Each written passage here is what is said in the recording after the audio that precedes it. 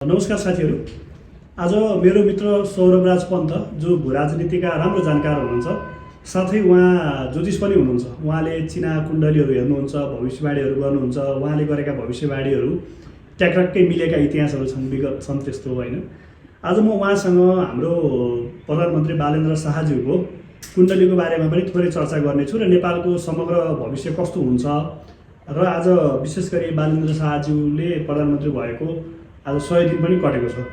यसै सन्दर्भमा उहाँलाई मैले समग्र उहाँ बालेन्द्रजीको कुण्डली, देशको भविष्य लगायतको प्रश्नहरू गर्नेछु। सौरभजी, कार्यक्रममा स्वागत छ। धन्यवाद। हाम्रो बालेन्द्र शाहज्यू जो प्रधानमन्त्री हुनुहुन्छ, कुनै पनि व्यक्तिको यति छिटै यो हदसम्मको सफलता कसरी प्राप्त गर्न सक्छ? धन्यवाद है यहाँको प्रश्नलाई। आज चाहिँ म यो राजनीतिक एङ्गलबाट भन्दा पनि ग्रह गोचरको दृष्टिकोणबाट भन्छु यहाँलाई। कसरी कोही व्यक्ति चाहिँ 35-36 वर्षको उमेरमा यो लेभलको पोस्ट प्राप्त गर्न सक्छ, प्रधानमन्त्री जस्तो कसरी आउन सक्छ भन्ने कुरामा अब सार्वजनिक भएको उहाँको कुण्डली चाहिँ तुला लग्नको भनिएको छ है। उनको राशि चाहिँ वृष राशि हो होइन। अब तुला लग्नको कुण्डली छ, सप्तममा सूर्य उच्च छ र बुध पनि छ सप्तममा। सूर्य र बुध सप्तममा भइसकेपछि बुध आदित्य योग बनाएको छ, त्यसले लग्नमा हेरेको छ। सूर्यले लग्नमा र बुधले लग्नमा हेर्ने बित्तिकै व्यक्ति चाहिँ अलिक लिडरसिप क्यापासिटी हुने, नेतृत्वमा जान सक्ने, राजनीतिमा जान सक्ने, ब्युरोक्रेसीमा जान सक्ने भन्ने कुरा गर्छ। जो सरकारसँग सम्बन्धित काम व्यक्तिले गर्छ भन्ने खालको इन्डिकेट गर्छ चिनाबाट। त्यो खालको उहाँको एउटा देखिया छ। अर्को चाहिँ अब उहाँको महत्त्वपूर्ण कुरा भने चाहिँ भाग्यमा गुरु छ। अब गुरु चाहिँ हामी गुरुलाई लकको प्रतीक भन्छौँ, भाग्यको प्रतीक। गुरु भाग्यमा बस्ने बित्तिकै उहाँलाई साथ दिएको छ गुरुले, त्यो एउटा देखिन्छ। अब अर्को चाहिँ उनको काम गर्ने अलिक तरिका हेर्दाखेरि चाहिँ उनी अलिकति बढी स्पिरिचुअलिटी भनौँ अथवा धर्मसँग अलिकति गाइडेड जस्तो उनको देखिन्छ होइन। त्यो त उहाँको व्यवहारले पनि व्यवहार देखिन्छ। त्यसले 10औँ घरको केतुले पनि कहीँ न कहीँ इफेक्ट गरेर आउन सक्छ है, त्यो खालको कुरा हो।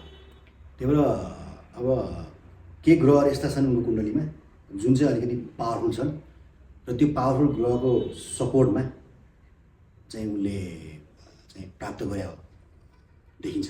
उहाँको चिना जन्म कुण्डली एकदम स्ट्रङ भएकै कारणले अथवा त्यो बलियो भएकै कारणले उहाँ प्रधानमन्त्री बन्नुभएको हो। यस्तो छ। अब यसलाई हामीले यसरी हेर्नु पऱ्यो कि अब यो संसारमा हामी चाहिँ संसारको प्रगति, संसारको विकास क्रम चाहिँ हामी त्यसलाई सर्कुलर छ भन्छौँ, हामी त्यो चक्रीय भन्छौँ हामी होइन। जन्मपछि मृत्यु, मृत्युपछि जन्म होइन, विनाशपछि फेरि सृष्टि, सृष्टिपछि फेरि विनाश। हामी चाहिँ सर्कुलर प्रणालीमा अथवा साइक्लिक छ भनेर मान्छौँ हाम्रो शास्त्रले चाहिँ। त्यो हुनाले तपाईँ हाम्रो जन्म पनि सायद पहिला भइसकेको थियो, हाम्रो पुनर्जन्म हुनसक्छ, हामी त्यस्तो विश्वास गर्छौँ होइन। र सबै कुरा स्क्रिप्टेड छ। त्यही भएर हामीले चाहिँ पूर्वजन्मको धेरै कुराहरू अथवा पहिला योभन्दा पास्ट हाम्रो जुन इन्टिटी थियो त्यसले हामीले धेरै गुणहरू ल्याएको भनेर भन्छौँ कि। र एउटै परिवारमा जन्मेको मान्छे फरक फरक रूपमा आउँछ नि त। एउटै खानपान पाएको मान्छे, क्यारेक्टर हुन्छ, एउटै खानपान पाएको मान्छे, एउटै डिएनएबाट आएको मान्छे पनि फरक फरक भइदिन्छ। त्यो भएको हुनाले एकदमै यो जटिल छ है। र मान्छेको डेस्टिनी लक भन्ने कुरा त पश्चिममा पनि विश्वास गर्छ नि त। पश्चिम जस्तो ठाउँमा जहाँ साइन्स उनीहरू पनि भूत प्रेतमा पनि विश्वास गर्छन्, भाग्यफलमा पनि विश्वास गर्छन्। त्यही भएर यो अब एकदमै सुपर एउटा एकदमै खालको यो किसिमको यो संसारमा हामीले देखेको भन्दा संसार फरक छ। हामीले अहिले पनि समुद्रको सबै कुराहरू पत्ता लगाउँछौँ, हामी महासागरभित्र के छ भन्ने कुराहरू, पृथ्वी गर्भमा के छ भन्ने कुराहरू। त्यही भएर यो अलिकति बुझ्दाखेरि हामीले देखेको कुरा अथवा हामीले प्रुभन गर्ने कुरा मात्रै सत्य हुन्छ भन्ने छैन कि। जस्तो बालेन्द्र शाहको सन्दर्भमा चाहिँ उहाँको एक त चिना बलियो भयो, जुन तपाईँले पनि अहिले भर्खर व्याख्या गरिसक्नु भएको छ, अरू विभिन्न ज्योतिषहरूले पनि व्याख्या गरिसक्नु भएको छ। तर बालेन्द्र शाह स्वयं पनि धार्मिक अनुष्ठानहरू गर्ने, तन्त्र साधना गर्ने व्यक्ति पनि भनेर भन्दछन्। त्यो कुराहरू चिनामा पनि देखिन्छ कि होइन। उहाँको बारेमा विश्लेषण गर्ने क्रममा चाहिँ उहाँले सधैँ कालो लुगा लगाउनुले पनि उहाँले समाउ एउटा साधना गर्नुहुन्छ र त्यो साधनाले नै उहाँलाई चाहिँ प्रधानमन्त्रीसम्म बनाएको हो भन्ने खालको तर्क पनि गर्ने गरिन्छ। तपाईँलाई चाहिँ के लाग्छ त्यो विषयमा? त्यही त अब यस्तो छ, उहाँले प्रगति गर्नुभएको छ, प्रगति गर्नुभएको मतलब उहाँको चिना बलियो छ मान्नु पऱ्यो। उहाँ सर्वोच्च पदमा आज पुग्नु भएको पुग्नु भएको छ भने चाहिँ चिना उहाँको बलियो छ मान्नु पऱ्यो। किन चिना बलियो नभइकन पुग्दैन भन्ने हाम्रो थ्योरी हो, सिद्धान्त होइन।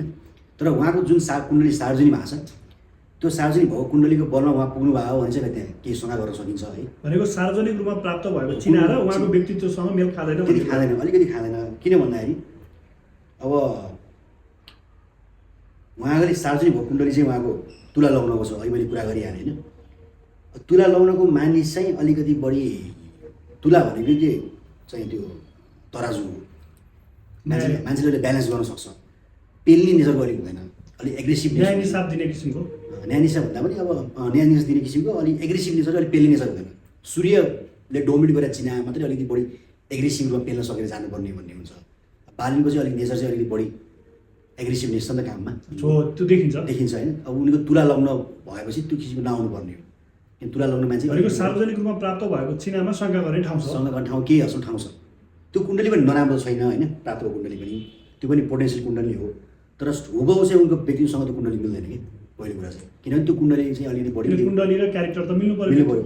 अलिकति त्यो प्राप्त भएको कुण्डली चाहिँ अलिकति बढी लिबरल खालको छ होइन। त्यसमा अर्को इम्पोर्टेन्ट कुरा के छ भन्दाखेरि त्यो कुण्डलीमा चाहिँ 10औँ घरमा राहु र शनि बसिएको छ। शनि आफ्नो राशिमा मकर राशिमा छ।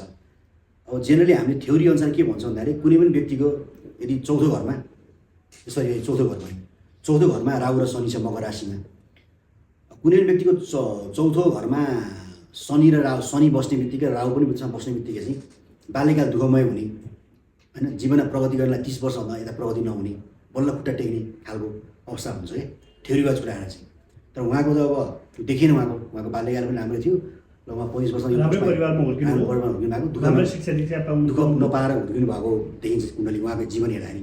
त्यही भएर त्यो हिसाबमा राहु र शनि मकर राशिमा बस्ने बित्तिकै चौथो घरमा, त्यसले चाहिँ अलिकति उहाँले यो यति सानो उमेरमा चाहिँ त्यो पद प्राप्त गर्नुहुन्न कि भन्ने खालको एउटा सङ्घर्ष ठाउँ चाहिँ भनेपछि सार्वजनिक रूपमा प्राप्त चिनालाई 100% विश्वास गर्न सक्ने ठाउँ छैन, अलिकति छैन त्यो देखिन। जस्तो अर्को कुरा चाहिँ अब समग्रमा जुन सार्वजनिक रूपमै प्राप्त भएको चिना अनुसार पनि, अब तपाईँ त राजनीतिक विश्लेषक पनि हुनुहुन्छ होइन, बालेन्द्र शाहज्यूको सरकार कन्टिन्यू 5 वर्षसम्म जाने आधार र बालेन्द्र शाहज्यू 36 वर्षको युवा प्रधानमन्त्री हुँदै गर्दा देशले प्राप्त गर्ने सफलता चाहिँ के त? अब यस्तो छ, यो कस्तो खालको चाहिँ कामहरू हुनसक्छ? गणतन्त्र नेपालको कुण्डली त्यति राम्रो छैन है। मेरो एनालाइसिसमा चाहिँ नेपालको प्रगति उन्नति चाहिँ 2038 सालभन्दा 2038 एडी सन् 2038 भन्दा यता चाहिँ भनेको अबको 12 वर्षसम्म त्यति खासै राम्रो देखाएको छैन भने त्यसपछि समय चाहिँ हुनसक्छ है। अब अलिकति ल्यान्ड लुन्ठुम अलिकति चाहिँ अप्स एन्ड डाउनमै हाम्रो बित्ने हो है।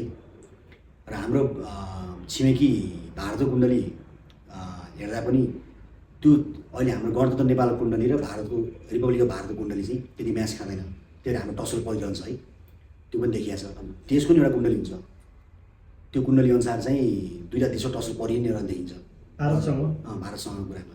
त्यही भएर अब समग्र भन्दाखेरि 2038 सालसम्म नेपालको उन्नति प्रगति चाहिँ त्यति हुन्छ कि जस्तो। त्यसो हो भने त बालेन्द्र शाहज्यू यति बलियो सरकारको चाहिँ उहाँले नेतृत्व गर्दै गर्नुभएको छ, देशको आर्थिक समृद्धि शान्ति स्थायित्वको सन्दर्भमा चाहिँ हामीले त्यति धेरै आश नगर्दा पनि हुन्छ।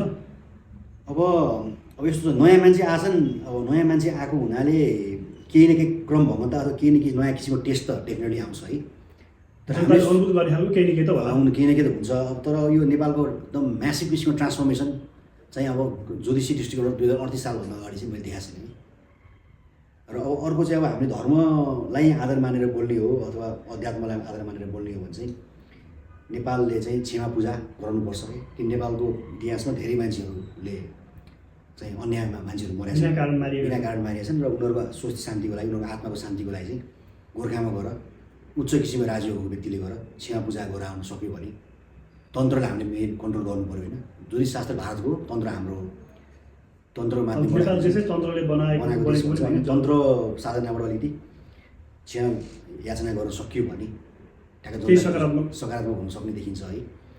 नभए चाहिँ हाम्रो अलिकति त्यो नेगेटिभ एनर्जीहरू देशमा बढिसक्यो, अनि त्यसलाई पहिला फाल्नु पऱ्यो होइन।